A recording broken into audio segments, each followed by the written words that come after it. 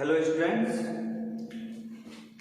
जैसा कि आप सब जानते हैं कि अब आप लोगों का ऑनलाइन क्लास स्टार्ट किया जा रहा है। इस दौरान इस क्रम में मैं आप लोगों के सामने अपना पहला वीडियो प्रस्तुत करने जा रहा हूं, जो आपके ब्लैकबेरी पुस्तक का स्पार्कलिंग रीडर पुस्तक का नाम है और क्लास 6 का मैं चैप्टर या लेसन 9 द सुल्तान पिजन पढ़ने जा रहा हूँ।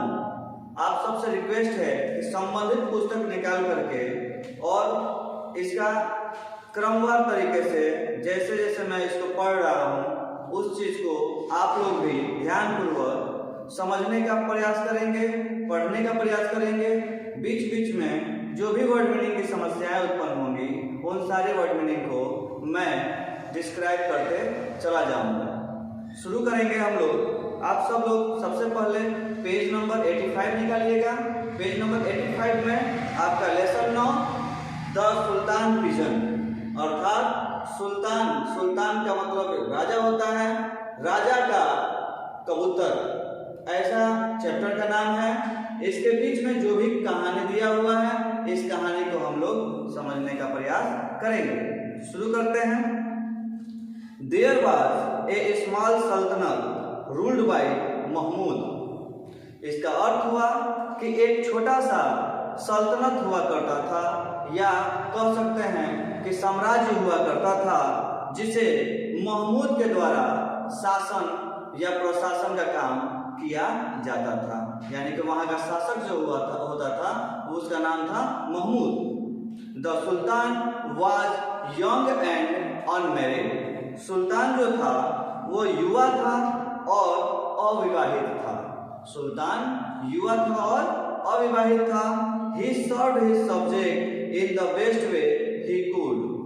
वह अपने प्रजा की सेवा करता था in the best way he could, जितना वह सही तरीके से कर सकता था। In the morning, एक सुबह की बात है, he attended his court and worked hard. वह दरबार में अपने दरबार को अटेंड किया करता था। हर सुबह वो अपने दरबार को अटेंड किया करता था। अटेंड मतलब शामिल हुआ करता था। एंड वर्कड हार्ड, और काफी कठिन मेहनत करता था। he drew great contentment from his work. उसने अपने कार्य के प्रति काफी ज्यादा उपलब्धि हासिल कर लिया था। अपने कार्य के प्रति काफी ज्यादा उपलब्धि हासिल कर लिया था। In the afternoon he would sit in the garden comfortably and enjoy himself. कहने का मतलब है इन द आफ्टरनून, दोपहर के समय, he would sit in the garden comfortably, वह बड़े आराम से अपने बाग में बैठा करता था। एंड एंजॉय हिमसेल्फ, और अपने आप में एंजॉय भी करता था, या मौज मस्ती कर सकते हैं, मौज मस्ती करता था। He often discussed different things with his ministers and other officers at this time. कर रहे हैं, इसका मतलब हुआ he often discussed, वह प्रायः चर्चा किया करता था या वार्तालाप किया करता था different things with his ministers, अपने मंत्रियों के साथ कई अलग अलग प्रकार की बातों पर, and other officers at this time, और अन्य सारे अधिकारियों के साथ भी। वन डे द वजीर केम एंड सेड, एक दिन की बात है, द वजीर केम एंड सेड, महामंत्री आया और कहा। महामंत्री आया और कहा। वजीर का मतलब यहाँ पे महामंत्री होता है, उच्चाधिकारी भी कह सकते हैं। तो महामंत्री या उच्चाधिकारी आया और कहा, I wish I had some money on my person. इसका मतलब हुआ कि मेरी एक कामना है या मैं दुआ करता हूँ कि मेरे पास व्यक्तिगत तौर पर कुछ रुपए होते। I forget my purse at home, क्योंकि मैं इस समय अपने पर्स को घर पर भूल आया हूँ या छोड़ आया हूँ। इसके बाद What on earth do you need the money for? Inquired the Sultan. तो इस पर सुल्तान इंक्वायरी कर रहा है या कि जांच पड़ताल कर रहा है, पूछ रहा है What on earth do you need the money for? इस धरती पर आपको रुपए किस काम के लिए चाहिए, क्यों चाहिए? Oh there is a peddler in the street selling all wonderful things. कह रहा है कि oh there is a peddler. Peddler मतलब होता है बेचने वाला, सेलर, सेलर जिसको होता है बेचने वाला होता है। तो कह रहा है कि गली में एक बेचने वाला जो होता है ना, सेलिंग ऑल वंडरफुल थिंग्स, वो बहुत सारी अद्भुत अद्भुत चीजों को बेच रहा है।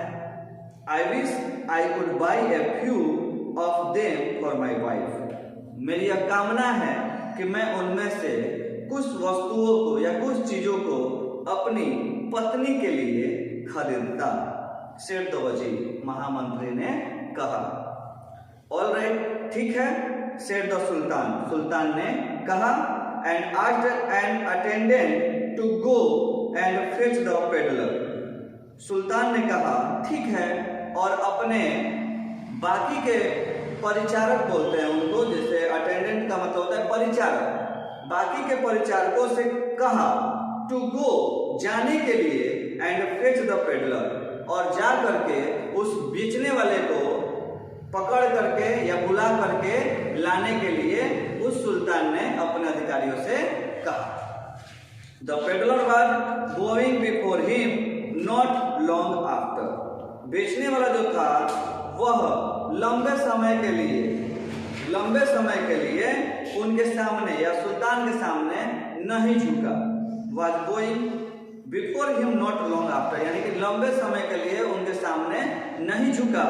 ही was carrying a wide wooden box in which he displayed his wares. इसका मतलब हुआ he was carrying a wide wooden box, वह अपने साथ एक बहुत ही चौड़ा सा लकड़ी का बक्सा लिए हुए था या ढो रहा था। इन विच, जिसमें ही डिस्प्लेड हिज वेयर्स, जिसमें वह अपने सामग्रियों को दिखा रहा था। डिस्प्लेड मतलब दिखाना, वेयर्स मतलब होता है सामग्री। It contained ornate earrings and bangles. उसमें कान की बालियां, चूड़ियां, कॉम्स, कंघी, एंड हेयर क्लिप्स, बाल को बांधने वाला जो क्लिप होता है वो सारी चीजें, makeup powder, cream and lotion, scent and lipstick and several other articles which a woman would love to possess। इसका मतलब हुआ it contained earring and bangles। उसमें कान की बालियां, चूड़ियां, कंघी और hair clip, makeup powder, cream, lotion, सुगंधी या सेंट बोलते हैं, सुगंधियां, और लिपस्टिक। इसके अलावा और भी सेवरल अदर आर्टिकल, और भी कई सारे दूसरे आर्टिकल्स थे, मतलब कि वस्तुएं थी which a woman would love to possess, जिसे एक औरत पहनना पसंद करती है। But the sultan was as yet unmarried, लेकिन सुल्तान अभी भी अनमैरिड था, यानी अविवाहित था। So all those articles less interested in, इसलिए वो सारी वस्तुएं उसके लिए या सुल्तान के लिए लेस इंटरेस्टेड, यानी कि सुल्तान को उसमें रुचि नहीं थी। He said to the वजीर, उसने महामंत्री से कहा, choose all that you like, आप जिसे पसंद करते हैं उन सभी चीजों को आप चुन लीजिए।